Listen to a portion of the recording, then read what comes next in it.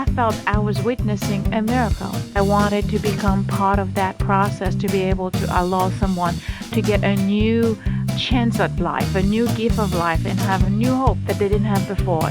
Renowned liver transplant surgeon Dr. Rose-Marie Toussaint. Today on Now I've Heard Everything, I'm Bill Thompson.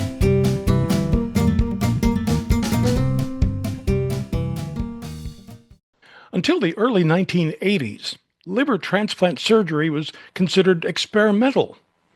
Now, as its success rate began to mount, then it became mainstream, and one of the primary practitioners, one of the most prominent practitioners of that specialty, is Haitian-born Dr. Rose-Marie Toussaint. When she was a little girl, a seer, a priest, basically told her that she was destined to become a doctor someday. And that was a prophecy she took seriously. As a young girl, she aimed her life in that direction when her family moved to Florida in 1970. Now, once she was in medical school, Rose-Marie Toussaint decided to make transplant surgery her specialty after witnessing what she called the miraculous recovery of transplant patients. Toussaint became the first black female liver transplant surgeon in America. And she also founded along the way the National Transplant Foundation. In 1998, Dr. Toussaint wrote a book, a memoir, called Never Question the Miracle. That's when I met her.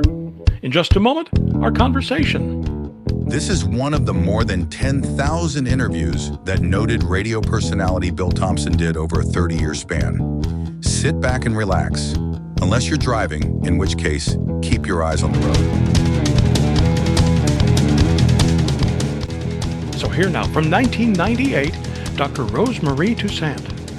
One of the reasons I wrote the book is to be able to share my vision, my story with young people. When I started going out and talking to young children, I realized that most of them did not know what they wanted to become. And what was so important in my career that I feel is that early on, a sage predicted that I would become a physician. So that made me focus. And so all the other distraction were less of a distraction because I was focused into what I wanted to become. You took that prediction very seriously.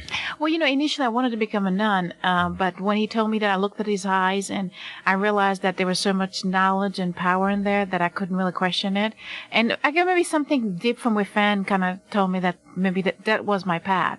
And I just, dedicated myself from that day to really knowing about physician and becoming one. Because I have to confess, when I was a child, I thought about it too, but I realized after a time that, number one, I don't like blood. And number two, I noticed my hands, I can't do the very fine work that is required of a surgeon. I'm too clumsy.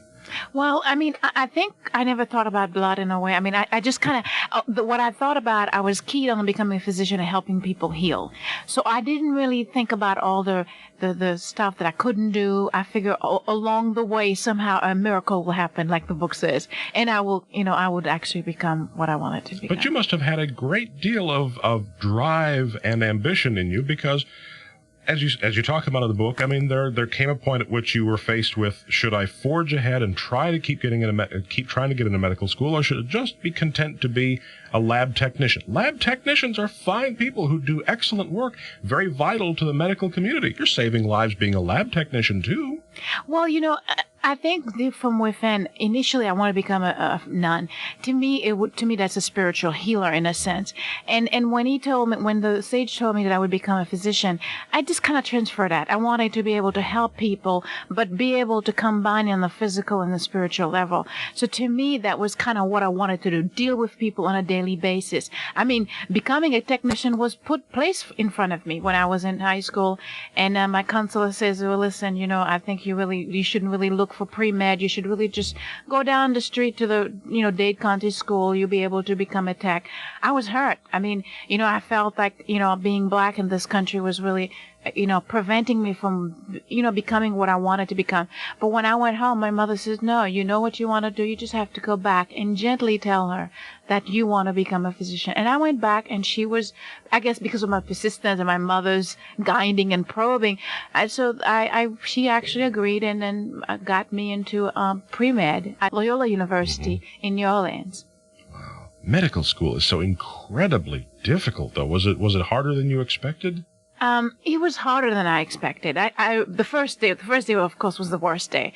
That afternoon, you walk in the anatomy lab. I mean, I thought I was going to pass out. I was so nauseated. The sight was unbelievable. I mean, you have to read the book. It's the way it describes it is very pictorial. But at time, I felt there was so much to know that I'll never be able to know as much as I wanted to be able to really help. But I kind of kept on going because I know at the end I'll be able to go within and be able to use the knowledge that I was acquiring to be able to help people. And that it was that drive that kept you going, even at times when you felt, I can't do this. No human could do this. It was amazing. At time, I got to the point, it was like, this is it. I mean, there's no way I can go beyond this step. But I would kind of go within and just think about what I wanted to be, what the end final result was. And that will bring me back. And to me, being focused early in life kind of helps you stay focused. And even though the distraction, the difficulties, the challenges may be seen like stumbling block, but you could kind of go around them because you know what you wanted to do. You know the end point, and you felt good about it. Where along the way did you decide what your specialty was going to be?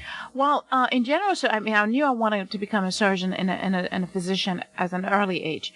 In general surgery, each one of us had to rotate to the transplant service, and I was exposed to patients with end-stage organ disease, especially kidney disease, before transplant, and after transplant.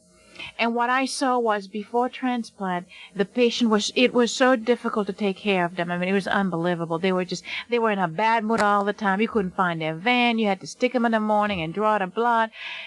But then it's like they had such a hard time. They didn't say thank you. It was just terrible. But then they got transplanted, and Bill, it was unbelievable. The change in personality, I felt I was witnessing a miracle. And I felt that I wanted to become part of that process, to be able to allow someone to get a new chance at life, a new gift of life, and have a new hope that they didn't have before. It just, all of a sudden, they get transplanted, especially when the organ works immediately.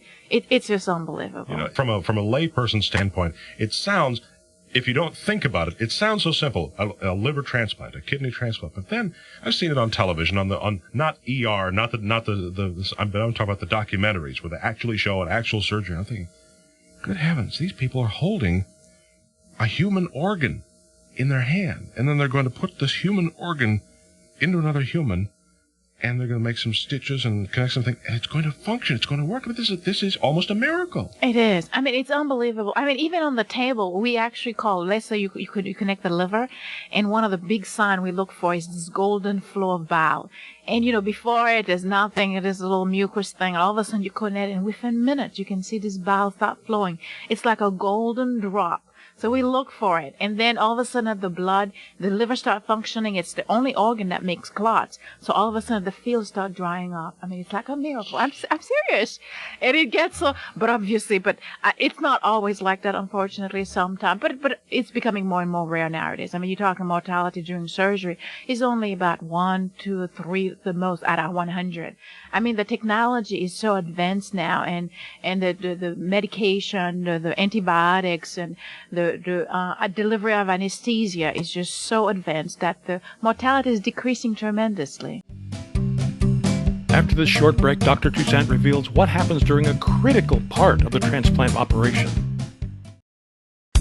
If you've ever wondered where to find the captivating books we discuss on Now I've Heard Everything, wonder no more. Just tap the link in our show notes or visit our website, heardeverything.com. Plus, when you purchase through our affiliate links, you're not only diving into great stories, but also supporting this podcast. And we thank you for your support.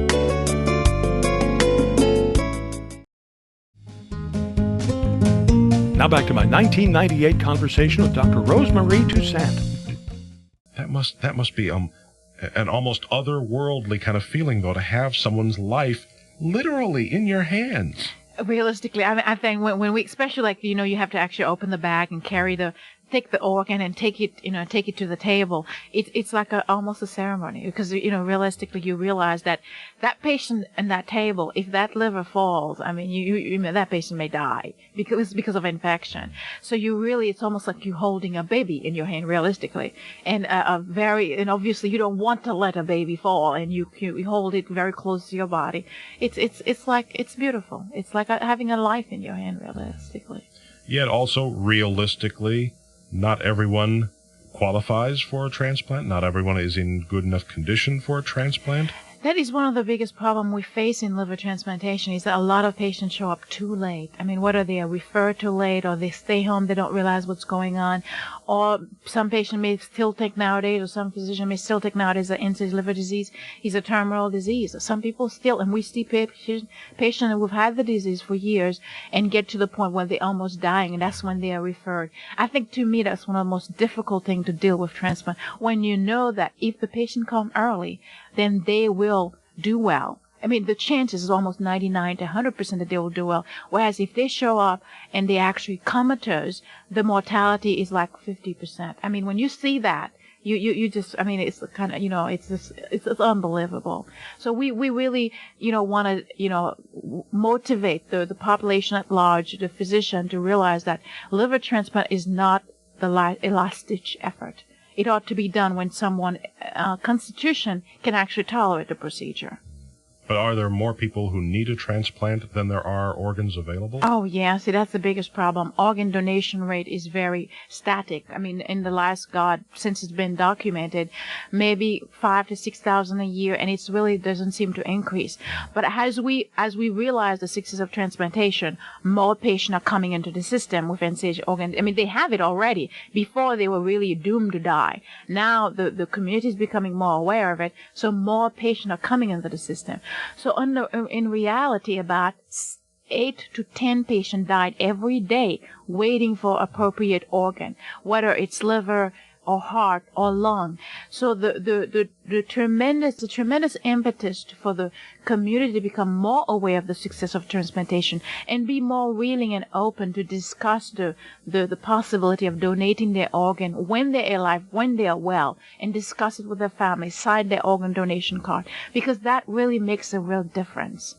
Does it make a difference to you as a surgeon if the patient is a child? Well, I mean, children do as well, realistically, especially if they come in the system early on, if they access the medical system early on.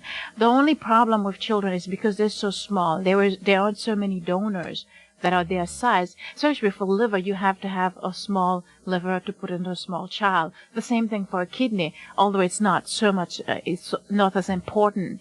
So children seem to have, they die fat, they have a higher mortality rate because they wait longer. The longer you wait with end-stage liver disease, the increased chance of mortality that you have. So children have a tough time we have a tough time in actually selecting the appropriate size organ for them. I mean, children are so naturally helpless, and you want to, your heart goes out, but you can't look upon the person on the table as a person who's next week going to play the violin or going to join the soccer team, can you? This is a project that you're working on. Yeah, well, I think there's a certain healthy distance, emotional, spiritual, and that the physician and the surgeon has to really take, it's almost like people always say, like, you would never be able to operate on your mother, your family, whatever, because it's just that bond you cannot just turn it off. Whereas it's kind of slightly easier when you know this is a patient and I'm here to put that liver in. It is a little more difficult for children because the vessels are smaller. So that means there is more chance that you may make the connection too tight. There are more chances that it may leak, blood may leak. But however, I mean, the mortality is actually decreasing, and the survival rate of children are increasing and improving with present day technology. What kind of thoughts went through your mind as you're putting your life story in a book and telling us where you came from and how you got where you are? Did it make you reflect a bit and think, yeah, this is what I wanted? Yeah, I think it really did a lot of that. I realized more and more that I wanted to become more and more involved in liver transplantation. But one of the bonus I didn't really realize that what was going to happen is as I go, of course, as a child, I mean, I faced, the book just Never Questioned a Miracle. It talks about the difficulties of my childhood with my family. I didn't realize that as I was doing it, that I would actually it would be a tool for me to actually emotionally and spiritually start healing some of the childhood wounds that I think we have. And when we get so involved in our profession, I think part of us get very developed, the professional aspect of our nature. But I think the emotional, the spiritual sometimes have to take a backseat because we're so involved. And the book actually allowed me to do that. I mean, I had to call my father sometime when things were tough because I know he was going to see the book later on. I had to call him and say, so it opened a dialogue that I never told him how bad I felt when he left me. And that's in the book. So finally, talking about, for 35 years, 37 years later, I'm calling him and saying, do you know how bad I felt? It's in the book now. So might as well tell you. So it actually, and the same with my mother. So it opened a new avenue for emotional healing for myself that I really appreciated. Do they like your book? They do. Initially, when things were kind of tough, they were like, wait a minute, this book is about you, so don't talk about my fault. But I think now they realize that, I think they realize it has helped me as well as them. And the effort is realistically to be able to inspire young children to think early what they want to become and become more focused and more dedicated to achieving their goal early in life. It did occur to me. I mean, how could you now influence and inspire a young black girl in this country to follow your path? I mean, what would you say to her? Well, I think what I would say to her is that, number one, is there's so much distraction in this world that each child need to really find time to go within on a daily basis. I think realistically, children come in this world not as blank slate. They come in, they have a purpose and a purpose and a goal to achieve. But I think because there's so much external stimulation, it takes them out of that path, that they need to really find time to go within and decide what they want to become. And then they'll have the energy, the power, the creative effort to really become that. But they need to make that decision early, and that's important. Dr. Rose-Marie Toussaint lives and practices in Florida. Now, you can get your copy of Never Question the Miracle by Dr. Rose-Marie Toussaint by tapping the link in our show notes, by clicking the link in the description below if you're listening to this on YouTube, or by going to our website, heardeverything.com. We may earn an Amazon commission if you make a purchase. Heardeverything.com is where you can also find my 1990 conversation with another very renowned and well-known surgeon, Dr. Ben Carson. The thing that really brought it into focus was the Bender twins, because that's when people started saying, isn't that the same guy? Isn't that the guy who did this? Isn't that the guy? And all of a sudden, this tag of miracle worker and all these things started being applied to me, which of course is absolutely not true. There's no way that I can work a miracle. And my 2007 conversation with another immigrant who made a great success for herself in a different field, model Alec Weck. My mother, she was like, you are absolutely not going to be a model. Are you daft? You're so going to school. And what about your scholarship? So I wasn't going to throw that away for empty promises. And of course, we post new episodes of Now I've Heard Everything every Monday, Wednesday, and Friday, and you can find us everywhere you find podcasts. And thank you so much for listening. Next time on Now I've Heard Everything, the 25th Amendment to the Constitution. You've heard of it. It provides for the succession of the vice president if the president can't fulfill their duties. What happens if that turns into a coup? So next time on Now I've Heard Everything, my 1994 conversation with novelist and radio host John Batchelor. One of the problems, certainly the problem with the 25th Amendment, is that it creates two presidents, one disabled, one acting. This will be the battle into the coup. That's next time on Now I've Heard Everything. I'm Bill Thompson.